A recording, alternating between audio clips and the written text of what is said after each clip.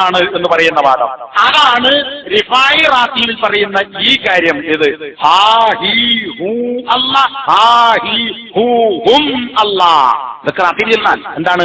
അവനും അതും ഇതും അതും എല്ലാം അതൊക്കെ എന്താ അള്ളാഹുവാണ്. ഞാനുമല്ല, നീയുമല്ല, അവനുമല്ല, ഇവനുമല്ല, എല്ലാം അള്ളാഹുവാണ് എന്ന് പറഞ്ഞാൽ അദ്വൈതവാദം. അള്ളാഹുവിന്റെ ഏകാസ്തിത്വത്തിലെ അനേകത്വമാണ്. പ്രപഞ്ചനാഥനായ ഏകൻ പ്രപഞ്ചങ്ങളായ അനേകങ്ങളിലൂടെ വെളിപ്പെടുകയാണെന്നർത്ഥം.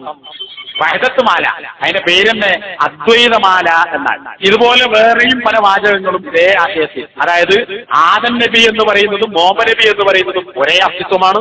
ആ നബിമാരുടെ അസ്തിത്വവും അള്ളാഹുവിന്റെ അസ്തിത്വവും ഒന്നാണ്. ഇതൊന്നും വേറെ വേറെയല്ല, എല്ലാം ഒന്നാണ് എന്ന് പറയുന്ന അദ്വൈത വിശ്വാസം ഇവരുടെ പുസ്തകങ്ങളിൽ രേഖപ്പെടുത്തിയത് ഒരുപാട് ഉദാഹരണങ്ങൾ ഇവരുടെ മാധ്യമങ്ങളിൽ തന്നെ നമുക്ക് മനസ്സിലാക്കാൻ സാധിക്കും. അപ്പോ ഇത്തരം തെറ്റായ വിശ്വാസങ്ങൾ പ്രചരിപ്പിക്കുന്നതിലൂടെ എന്തുണ്ടായിത്തീരുന്നു? തീർത്തും ഇസ്ലാമിക വിരുദ്ധമായ വിശ്വാസങ്ങൾ ഈ ആളുകളിൽ ഉണ്ടായിത്തീരുന്നു. അതുകൊണ്ട് തന്നെ അള്ളാഹുവിനെ പോലെ കാണുമെന്നോ കേൾക്കുമെന്നോ ഒരു വലിയനെ കുറിച്ച് പറയുന്നത് ശിർക്കാവുകയില്ല.